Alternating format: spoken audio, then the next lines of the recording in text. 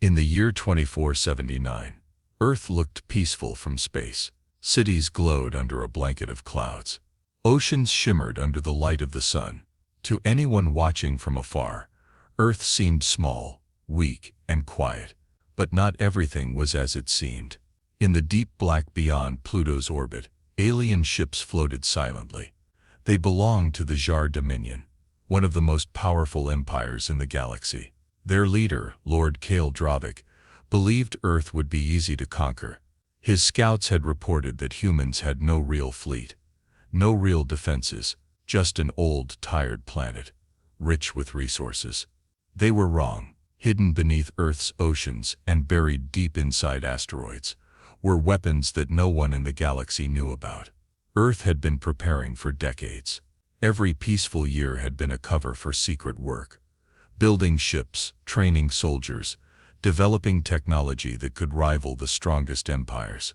Captain William Carter stood in the control room of Command Base Pacifica, hidden 2 miles beneath the ocean floor. Around him, holographic screens showed the alien ships approaching. His crew worked quietly, every move sharp and practiced. They had waited years for this day. William was a tall man with sharp eyes and a calm voice. He wasn't the type to panic. He believed in preparation, and Earth was ready. "They're here," said Lieutenant Aria Vance, his second in command. Her voice was steady, but her hands were tight against her sides. "Let them come closer," William replied. His voice was calm, almost cold. "The more they underestimate us, the better." On the main screen, the alien ships moved toward Earth, slow and confident. They were sleek, deadly, and enormous. Their weapons were armed, but they made no move to attack yet. "They think we'll beg for mercy," William said, a small smile crossing his face. "They don't know who they're dealing with." The crew around him gave small, tight smiles. They trusted him. They trusted the plan. Hidden launch bays around the planet stayed sealed for now. The Dreadnoughts, Earth's giant warships, waited silently under the oceans and inside hidden asteroid fields. Their engines were cold, their weapons dark. "For now." "Orders, sir?" Aria asked, standing straight. "Hold position," William said. "We stay quiet until they make the first move. Let them believe we are defenseless." As the alien fleet crept closer to Earth, tension filled the control room like thick smoke. But William remained still, watching, waiting. Soon the galaxy would see the truth about Earth, and it would never forget. The alien ships moved into Earth's orbit, like vultures circling a wounded animal. Their sleek hulls reflected sunlight, making them look almost beautiful, if you didn't know what they were here to do. In Command Base Pacifica, Captain William Carter stood firm, watching the incoming transmission request flash on the main screen.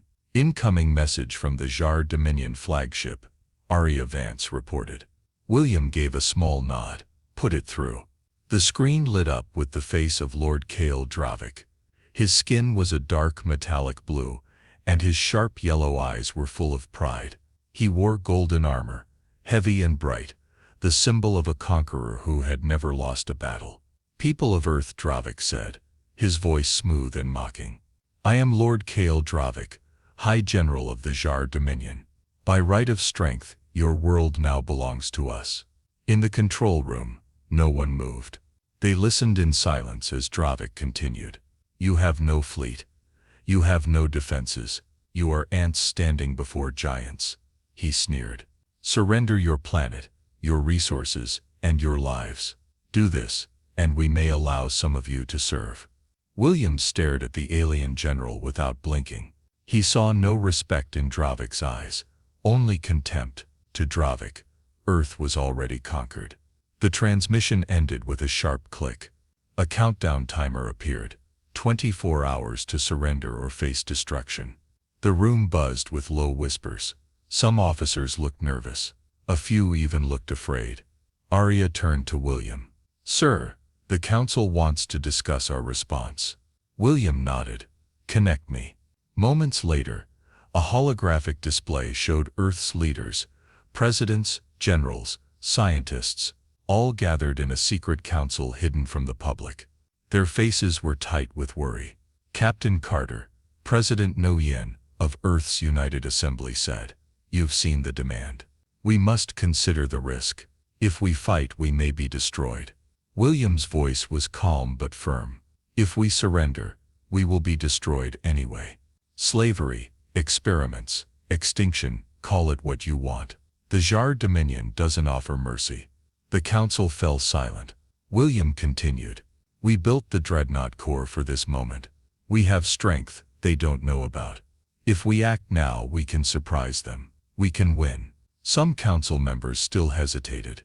They had lived so long in peace that the thought of war seemed unreal. Finally, President Nguyen spoke. "We trusted you to prepare us, Captain. The decision is yours." William nodded once. "Thank you." The council vanished, and the room returned to normal. William turned to his officers. "Maintain silence," he ordered. "We will not answer their ultimatum. Let them believe we are scared. Let them believe we are weak." He walked to the main window and looked out into the dark ocean beyond the reinforced glass. "They want us to kneel," William said quietly. "We'll show them we can stand." Across Earth's hidden bases, silent alarms were triggered. Crew members rushed to their stations. Engines warmed, weapons powered up. The sleeping giants of Earth, the Dreadnoughts, were preparing to wake. And when they did, the galaxy would never be the same. Deep beneath Earth's oceans, in hidden shipyards, the silence broke. Massive gates opened slowly. At the bottom of the Pacific, Atlantic, and Indian Oceans, from these dark, secret places, the Dreadnoughts began to rise. Each ship was a giant, thousands of meters long, armored with layers of reinforced steel and energy shields. Their engines rumbled like deep thunder through the water. Slowly, one by one they emerged, their sleek black hulls breaking the surface of the sea. In orbit, the alien scouts noticed strange disturbances on the ocean's surface. Their sensors flickered with strange energy readings. Confused, they sent warnings back to Lord Dravik. In Command Base Pacifica, Captain William Carter watched the operation unfold. Holographic screens showed live feeds of the Dreadnoughts surfacing. "Status report," he said calmly. Arya Vance quickly answered, her fingers flying over her console. 70% of the fleet has launched. Full power to weapons and shields. Final ships launching now. William gave a short nod. "Good. Proceed to Phase 2. All over the planet, hidden launch sites inside asteroids powered up. Engines roared to life. Giant hangar doors opened, and more ships shot into the darkness of space, forming Earth's secret battle fleet." Earth, once thought defenseless, was waking up. Inside the flagship Liberty's flame, William stood on the bridge, feeling the ship's deep hum under his boots. This dreadnought was the crown jewel of Earth's fleet. Larger than any warship humanity had ever built, it carried weapons powerful enough to crack open mountains. The bridge was alive with action. Officers called out status checks. Pilots prepared squadrons of fighter craft. Engineers ran final diagnostics. William stood at the center of it all, calm and steady. "Bring us to high orbit," he ordered. "Maintain stealth mode until I say otherwise." The massive ship shuddered slightly as it climbed through Earth's atmosphere, hidden from the enemy by advanced cloaking fields. One by one the other dreadnoughts followed, forming a silent fleet among the stars. In orbit, the Jar Dominion fleet was still waiting, still expecting Earth's surrender. They had no idea what was coming. Inside his personal chamber aboard his flagship, Lord Dravik frowned as he read the strange sensor reports. Rising energy levels, unknown objects moving from the oceans into space. He tapped his clawed fingers against the command console. Annoyed. "Primitive tricks," he muttered. "It changes nothing." He didn't know it yet, but his mistake had already been made. He had underestimated Earth. He had underestimated William Carter. On the Liberty's flame, William watched as ship after ship reported ready for battle. "We are the storm," he said quietly, almost to himself. The fleet was awake. The trap was set. Soon the real fight would begin. Space around Earth was quiet, almost too quiet.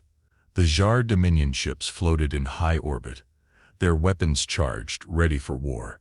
They waited for Earth's surrender, but surrender was not coming. Aboard the Liberty's Flame, Captain William Carter stood at the front of the bridge.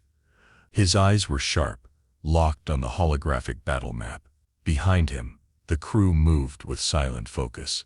"Fleet status?" William asked. "All ships are in position," Arya Vance replied. "Stealth fields active, awaiting your command." William took a slow breath. "Drop stealth. Prepare for full assault."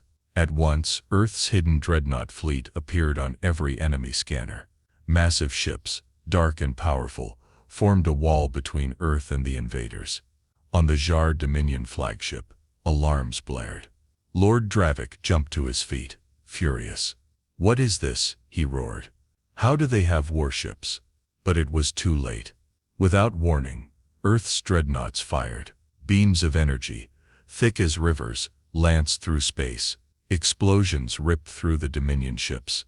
Smaller scout vessels vaporized instantly. Heavy cruisers reeled from the sudden assault, their shields cracking and failing. The battle had begun. William gave calm, rapid orders. "Target their command ships. Disable their engines. Don't let them retreat." Across the void, Earth's dreadnoughts moved like hunters. They were slower than the alien ships, but tougher, heavily armored. Where the Jar ships were sleek and elegant, Earth's ships were brutal and unstoppable. Enemy ships tried to regroup. They fired back, but Earth's shields absorbed the worst of the damage. Fighter squadrons launched from both sides, filling space with deadly dance. William watched the battle unfold, making quick decisions. Deploy tactical drones. Box them in. At his command, swarms of small attack drones poured from hidden bays in the dreadnoughts. They moved like a cloud, cutting off enemy escape routes and striking at weak points. On the Dominion side, chaos spread. Pilots panicked. Captains shouted for orders.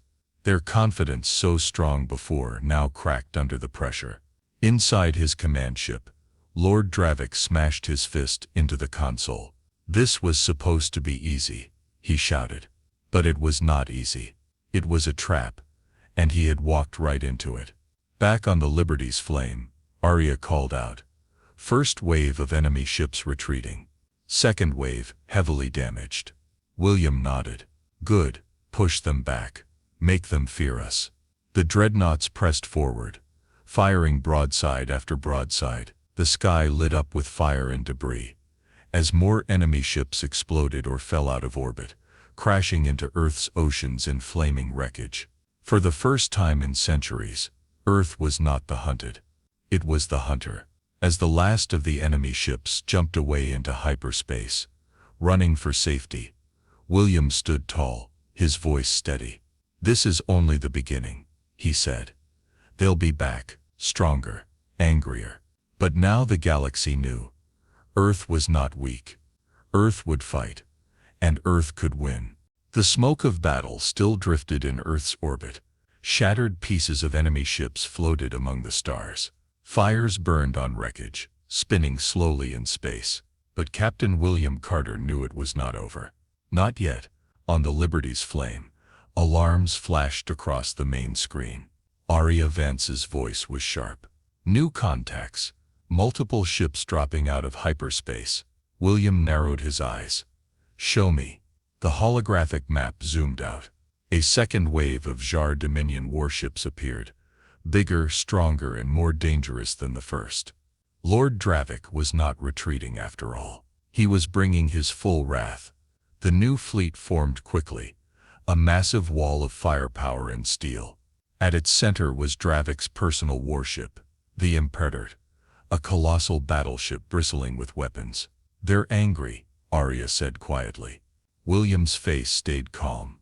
"Good. Anger makes them reckless." Earth's fleet was still strong but bruised. Some dreadnoughts had suffered heavy damage. Ammunition and energy reserves were running low. William knew they couldn't survive a long grinding battle. They needed to be smarter. He quickly spoke into the command network. All captains, listen carefully. We can't beat them head-on. We must use every trap, every hidden defense. Hidden satellite platforms, disguised as debris, powered up their weapon systems. Old mining stations, secretly armed years ago, activated hidden missile silos. Earth was ready for this. Focus fire on their command ships, William ordered. If we break their chain of command, they'll scatter. The dreadnoughts moved like hunters once again. Using cover from the wreckage, they darted between debris fields, launching ambushes. Laser nets and energy mines exploded in the path of the Dominion fleet. But Dravik's forces pushed hard. They fired massive barrages, shaking Earth's ships. A few smaller vessels were lost, vanishing in clouds of flame. On the bridge of the Imperator, Lord Dravik bared his sharp teeth in a grim smile. "Burn them all," he ordered. "Leave nothing standing." Back aboard Liberty's flame, William gripped the rail tightly. He could feel the pressure building. If Earth fell here, it was over. Just then, a new signal flashed across the communication screen.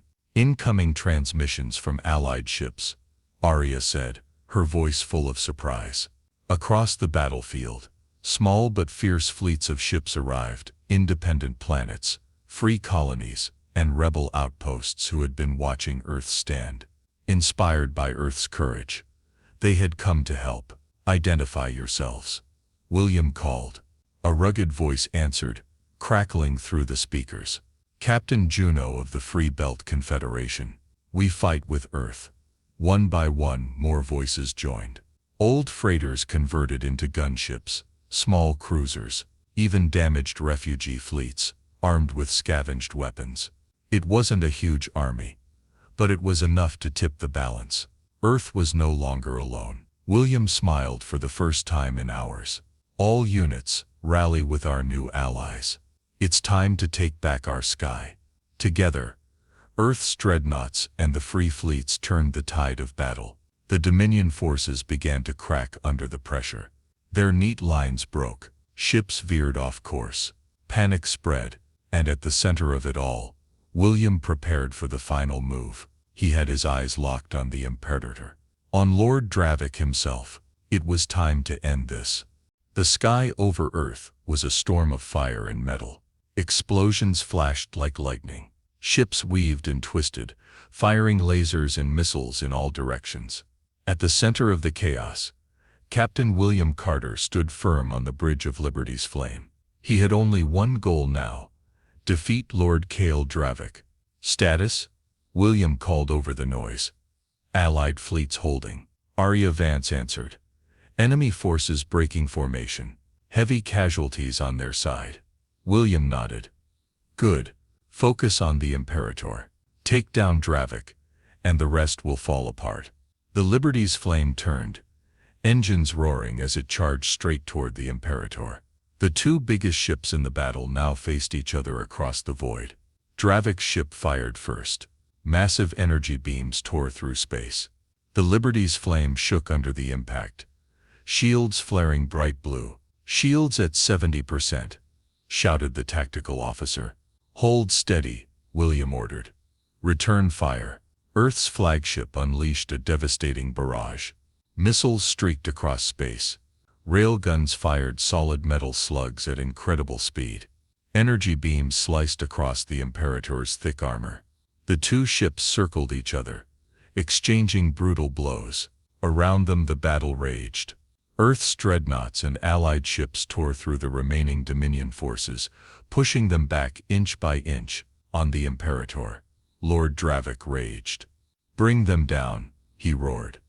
"Crush them." But for the first time in his long life, Dravik realized he might lose.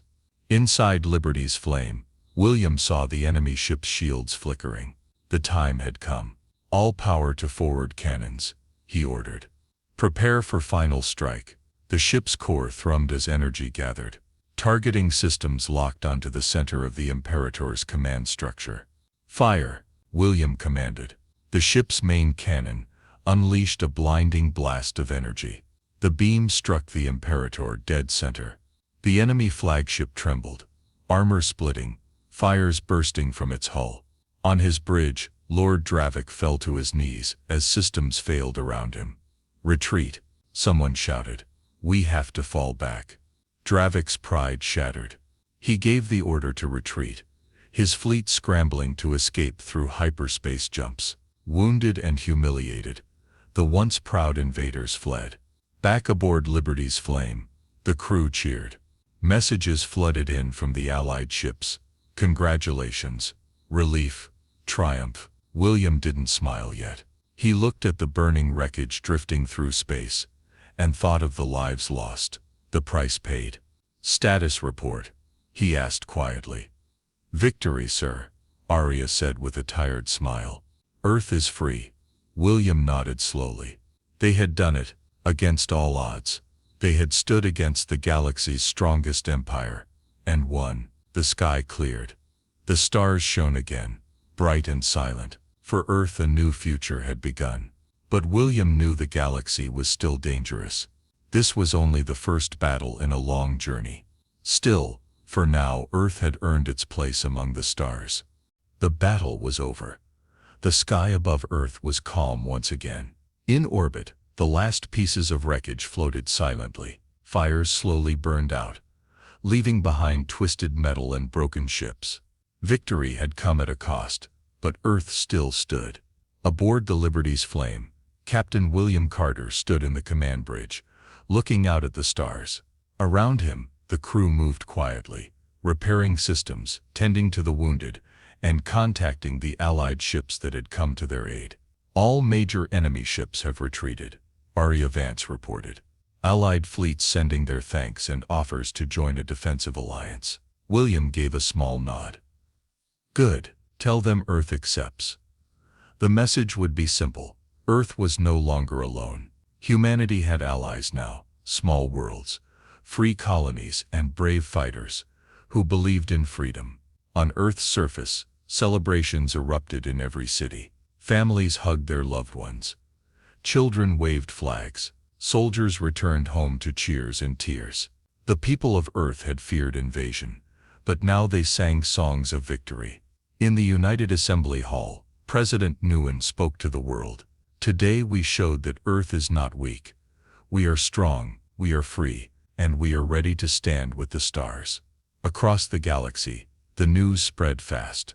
No longer would alien empires look at Earth with disdain. Now they would see Earth with respect and caution. On the bridge of his ship, William allowed himself a small, tired smile. He knew this victory was not the end. The galaxy was full of powerful enemies, dangerous secrets, and future wars. But Earth had made its mark. They had stood against a mighty empire. They had shown courage, strength, and unity. And above all, they had proven that humanity would never be conquered. William turned to Arya and the rest of his officers. "Enjoy this moment," he said. "We've earned it, but tomorrow we prepare again. The galaxy is watching." The stars beyond the window twinkled like silent witnesses. Earth had spoken, and the stars had heard. For Captain William Carter, for Earth and for all humanity, a new chapter had begun.